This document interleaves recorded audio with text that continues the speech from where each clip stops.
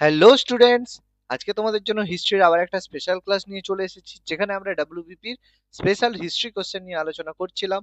যেখানে আমরা প্রিভিয়াস ইয়ারের হিস্ট্রি এবং সামনে যে ডাব্লিউবিপি এক্সাম রয়েছে তার জন্য গুরুত্বপূর্ণ প্রশ্ন উত্তর আলোচনা করছিলাম। তো চলো শুরু করা যাক। প্রথম প্রশ্ন কি বলেছে, কত সালে প্রার্থনা সমাজ প্রতিষ্ঠিত হয়েছিল? দেখো, আমরা প্রত্যেকেই জানি প্রার্থনা সমাজ ছিল ভারতের সমাজ সংস্কার আন্দোলন, যেটা পশ্চিম ভারতের গুরুত্বপূর্ণ একটা সমাজ সংস্কার আন্দোলনের সংস্থা ছিল, যেটা 1867 সালে 31শে মার্চ ডক্টর আত্মারাম পান্ডুরঙ্গ এবং তার কিছু সমাজ সংস্কারক মিলে প্রতিষ্ঠা করেছিলেন। এটা পশ্চিম ভারতে ধর্মীয় এবং সমাজ সংস্কার আন্দোলনের জন্য খুবই গুরুত্বপূর্ণ একটা প্রতিষ্ঠান ছিল, যে প্রার্থনা সমাজ থেকে পরবর্তীকালে আমাদের যে বিভিন্ন ধর্মীয় আন্দোলন বা সমাজ সংস্কার আন্দোলন মানে লাভ করেছিল। ওকে, পরবর্তী প্রশ্ন কি বলেছে দেখা যাক। ওকে, কাবুলিয়াত এবং পাট্টা কে প্রবর্তন করেন? দেখো, পাট্টা এবং কাবুলিয়াত প্রত্যেকেই জানি যে শের শাহ প্রবর্তন করেছিলেন। শের শাহ সুরি ভারতের সুরি ডাইনেস্টির ফাউন্ডেশন করেছিলেন, যেখানে আমাদের মোগল সাম্রাজ্যের যে দ্বিতীয় শাসক তিনি ছিলেন আমাদের হুমায়ুন। তো হুমায়ুনকে পরাজিত করে 1540 খ্রিস্টাব্দে শের শাহ কি করেছিল, ভারতে সুরি ডাইনেস্টির ফাউন্ডেশন করেছিলেন। এবং তিনি ফাউন্ডেশন করার পরে তার ভূমি সংস্কার ল্যান্ড রিফর্মের জন্য দুটো গুরুত্বপূর্ণ জিনিস তৈরি করেছিলেন, একটা ছিল কাবুলিয়ত আর একটা ছিল পাট্টা প্রথা। এটা কি ছিল? এই প্রথা অনুযায়ী কৃষকদের জমির পরিমাণ, যে কৃষকদের অধীনে কতটা জমি থাকবে, তার উপরে তার কতটা অধিকার থাকবে এবং কতটা রাজস্ব সে প্রদান করবে, সেই অনুযায়ী সরকার পাট্টা নামক একটা দলিল দিত। অর্থাৎ পাট্টা দলিলটা সরকার চাষিকে দিত। আর কৃষকরা কি করতো, কৃষকরা রাজস্ব নিয়মিত মিটিয়ে দেওয়ার অঙ্গীকার করে একটা কবুলিয়ত অঙ্গীকার পত্র জমা দিত। অর্থাৎ মনে রাখবে, পাটটা সরকার মানে কৃষকদের দিত, আর কবুলিয়ত কৃষকরা সরকারকে দিত। এটা চালু করেছিলেন শের শাহ সুরি। খুবই গুরুত্বপূর্ণ, এটা কিন্তু পরীক্ষায় প্রচুর বার কোশ্চেন এসেছে, এটা যেন ভুল না হয়। চলো পরবর্তী প্রশ্নে যাওয়া যাক। পরবর্তী প্রশ্নে যাওয়ার আগে ওয়েট ফর জব থেকে তোমরা পাচ্ছ বিষয়ভিত্তিক এমসিকিউ জিকে বই এবং ম্যাথমেটিক্স এর অধ্যায় ভিত্তিক সমাধান সহ সাজেশন। বিষয়ভিত্তিক এমসিকিউ জিকে বইতে তোমরা পাচ্ছ ইতিহাস, ভূগোল, বিজ্ঞান, রাষ্ট্রবিজ্ঞান, অর্থনীতি এবং সাধারণ জ্ঞানের এমসিকিউ উইথ এক্সট্রা ইনফরমেশন। আর ম্যাথমেটিক্স বইতে তোমরা পাচ্ছ প্রত্যেকটা চ্যাপ্টারের মানে শর্টকাট পদ্ধতিতে কিভাবে তোমরা সলভ করতে পারবে, সেই হিসাবে প্রত্যেকটা চ্যাপ্টার সলভ করা রয়েছে। এই দুটো বই সামনে ডাব্লিউবিপি কেপি এক্সামের জন্য ভীষণ গুরুত্বপূর্ণ। তাহলে আর দেরি নয়, নিচে দেওয়া হোয়াটসঅ্যাপ নাম্বারে যোগাযোগ করে অথবা ডেসক্রিপশন বক্স থেকে পিডিএফ কেনার লিঙ্ক তোমরা পেয়ে যাবে। মাত্র 250 টাকা পেমেন্ট করে বাড়িতে বসে ফ্রি হোম ডেলিভারি তোমরা পেয়ে যাবে। আজই কালেক্ট করে নাও এবং সামনে ডাব্লিউবিপি এক্সামের জন্য নিজেকে প্রিপেয়ার করে নাও। চলো পরবর্তী প্রশ্নে যাওয়া যাক। কোন ব্রিটিশ গভর্নর জেনারেল ডাক টিকিট চালু করেছিলেন? দেখো, আমরা প্রত্যেকেই জানি লর্ড ডালহৌসি ভারতের নতুন ডাক টিকিট ব্যবস্থা চালু করার সুপারিশ করেছিলেন, যা ইস্ট ইন্ডিয়া কোম্পানির কোর্ট অফ ডিরেক্টরস দ্বারা গৃহীত হয়েছিল। আমরা জানি লর্ড ডালহৌসি, যিনি ভারতের সত্য বিলোপ নীতি চালু করেছিলেন, যার মাধ্যমে বিভিন্ন দেশীয় রাজ্যকে তিনি ভারত মানে ব্রিটিশ সরকার বা ইস্ট ইন্ডিয়া কোম্পানির অধীনস্থ করেছিলেন। এই ব্যবস্থার মাধ্যমে সারা দেশে চিঠিপত্র পাঠানোর জন্য একটা নিম্ন এবং অভিন্ন হার চালু করা হয়, যার মাধ্যমে বিভিন্ন ভারতের বিভিন্ন স্থানে কেউ চিঠিপত্র পাঠাতে পারত। এটা ডালহৌসির একটা গুরুত্বপূর্ণ কাজ ছিল। আর আমরা জানি রেল লাইনও কিন্তু এই ডালহৌসির সময় প্রথম চালু হয়েছিল। মনসবদারি প্রথা কে প্রবর্তন করেন? মনসবদারি প্রথা 1575 খ্রিস্টাব্দে মোগল সম্রাট আকবর প্রতিষ্ঠা করেছিলেন। মনসবদারি প্রথা ছিল একটা প্রশাসনিক ব্যবস্থা, যার মাধ্যমে সরকারি কর্মকর্তাদের পদমর্যাদা, বেতন এবং সামরিক দায়িত্ব নির্ধারণ করা হতো। অর্থাৎ এই মনসবদারির আন্ডারে বিভিন্ন পদ দেওয়া হতো। যার কাছে যত বেশি মনসব থাকবে সে তত উঁচু পদে থাকতে পারবে। এবার জেনারেলি যারা রাজস্ব মানে রাজ কর্মচারী হতো বা রাজার স্নেহভাজন হতো, তারা কিন্তু বেশি মানসাব পেত। পরবর্তী প্রশ্ন, বাংলার আকবর কাকে বলা হয়? বাংলার আকবর বলা হয় সুলতান আলাউদ্দিন হোসেন শাহ, যাকে বাংলার আকবর বলা হয়। তিনি বাংলাতে যে ইলিয়াস শাহী এবং তারপর যে হুসেন শাহী ছিল, সেই হুসেন শাহী বংশের প্রতিষ্ঠাতা ছিলেন এবং তার শাসনকাল 1494 থেকে 1538 পর্যন্ত বলা হয়ে থাকে। তো বলা হয় আলাউদ্দিন হোসেন শাহের কন্টেম্পোরারি শ্রী চৈতন্যদেব ছিলেন।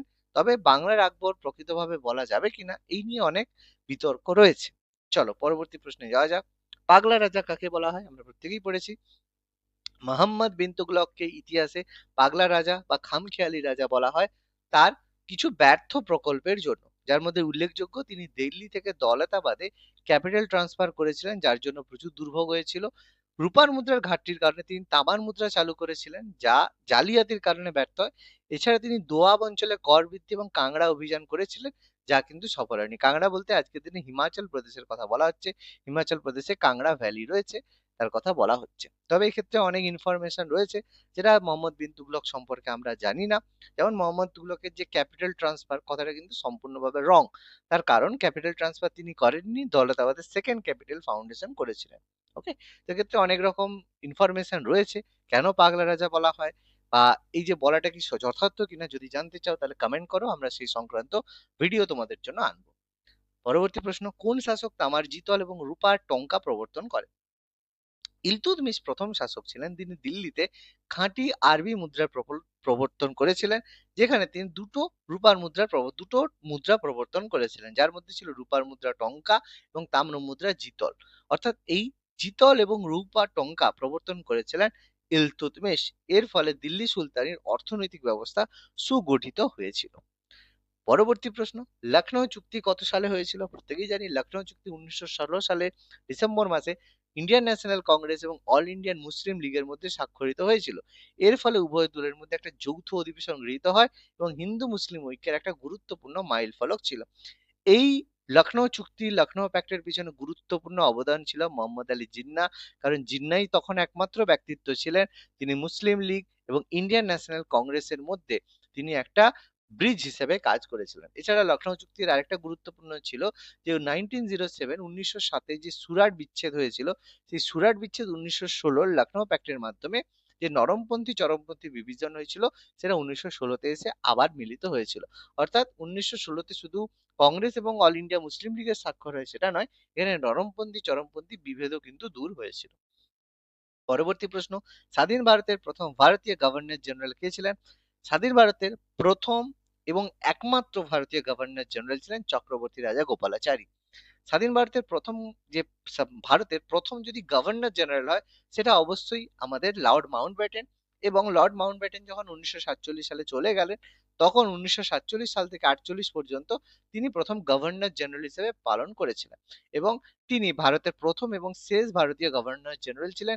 তিনি 1950 সাল পর্যন্ত সংবিধান কার্যকরী হওয়ার দিন পর্যন্ত তিনি ভারতের গভর্নর জেনারেল হিসেবে তিনি তার কর্মকাজ করে গিয়েছেন। ওকে, পরবর্তী প্রশ্ন, জ্ঞানযোগ গ্রন্থটি কার লেখা? দেখো, জ্ঞানযোগ গ্রন্থটির লেখা বিখ্যাত আমাদের দার্শনিক স্বামী বিবেকানন্দ। তিনি আরো বিখ্যাত কিছু বই লিখেছেন জ্ঞানযোগ ছাড়াও। চিকাগো যে বক্তৃতায় দিয়েছিলেন 1893-তে, সেখানে তার মাধ্যমে তিনি কর্মযোগ, ভক্তিযোগ, রাজযোগ, জ্ঞানযোগ বহু বই তিনি লিখেছেন। এছাড়া তিনি হার্ভার্ড বিশ্ববিদ্যালয়ে বেদান্ত, পরিব্রাজক, প্রাচ্য, পাশ্চাত্য এবং বর্তমান ভারত বিখ্যাত কিছু বই লেখার সাথে যুক্ত। এর মধ্যে বর্তমান ভারত প্রচুরবার পরীক্ষায় আসে, পরিব্রাজক প্রচুরবার পরীক্ষায় আসে। এছাড়া কর্মযোগ, রাজযোগ, ভক্তিযোগ, জ্ঞানযোগ এই কথাগুলো গীতার যে সারাংশ, গীতাতে বিভিন্ন ধরনের যোগ সম্পর্কে বলা রয়েছে, আমরা কর্ম কিভাবে করব, কিভাবে আমাদের চরিত্রের বিশ্লেষণ হয়, সেগুলোই তিনি খুব সহজ ভাষায় স্বামী বিবেকানন্দ এক্সপ্লেন করেছিলেন।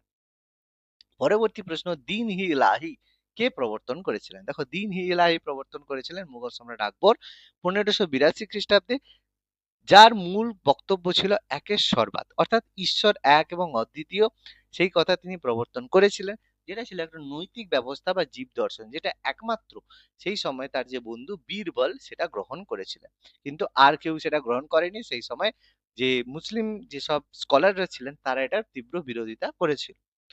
পরবর্তী প্রশ্ন, মোহাম্মদ বিন তুগলক দিল্লি থেকে কোথায় রাজধানী স্থানান্তর করেন? মোহাম্মদ বিন তুগলক আমরা বললাম 1327 খ্রিস্টাব্দে রাজধানী দিল্লি থেকে দেবগিরি বা দৌলতাবাদে স্থানান্তর করেছিলেন, কারণ তিনি ভেবেছিলেন রাজধানীকে কেন্দ্রীয় স্থানে নিয়ে গেলে ভারতীয় উপমহাদেশকে দক্ষতার সাথে শাসন করা যাবে এবং যে মঙ্গল আক্রমণ সেই সময় হচ্ছিল, সেই মঙ্গল আক্রমণকে প্রতিহত করাটাও ছিল আরেকটা উদ্দেশ্যের মধ্যে অন্যতম।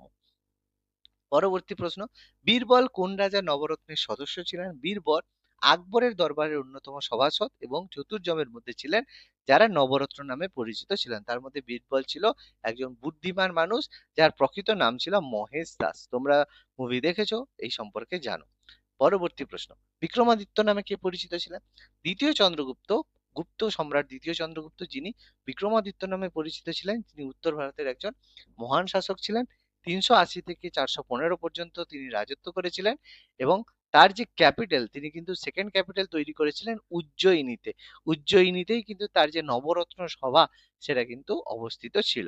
অর্থাৎ বিক্রমাদিত্য দ্বিতীয় চন্দ্রগুপ্ত গুপ্ত সাম্রাজ্যের কিন্তু ভীষণ বড় একজন ব্যক্তিত্ব ছিলেন। পরবর্তী প্রশ্ন, হুন আক্রমণ কোন শাসক প্রতিহত করেছিলেন? হুন আক্রমণ প্রতিহত করেছিলেন স্কন্দগুপ্ত, যাকে গুপ্ত সাম্রাজ্যের শেষ গুরুত্বপূর্ণ শাসক বলা হয়। তিনি উত্তর ভারতের গুপ্ত শাসক, যিনি হুন আক্রমণ প্রতিহত করে ভারতকে হুনদের আক্রমণ থেকে রক্ষা করেছিলেন। এই জন্য তাকে ভারতের রক্ষাকারী বলা হয়ে থাকে, যার সম্পর্কে আমরা ভিতরি স্থললিপি থেকে জানতে পারি। পরবর্তী প্রশ্ন, নিউ ইন্ডিয়া সংবাদপত্রের সম্পাদক কে ছিলেন? এক্ষেত্রে অ্যান্সার হবে অ্যানি বেসান্ট। অ্যানি বেসান্ট 1914 সালে জুন মাসে নিউ ইন্ডিয়া পত্রিকা প্রতিষ্ঠা করেছিলেন এবং তিনি সম্পাদক ছিলেন।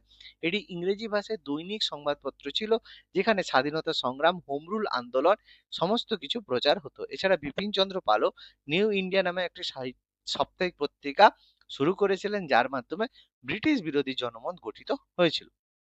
পরবর্তী প্রশ্ন, মৃচ্ছকটিকম কে লিখেছেন? প্রত্যেকেই জানি মৃচ্ছকটিকম লিখেছেন শূদ্রক, যেটা ছিল একটা বিখ্যাত সংস্কৃত নাটক, যেটা কিন্তু গুপ্তা পিরিয়ডে দ্বিতীয় চন্দ্রগুপ্তের সময়ে লেখা হয়েছিল।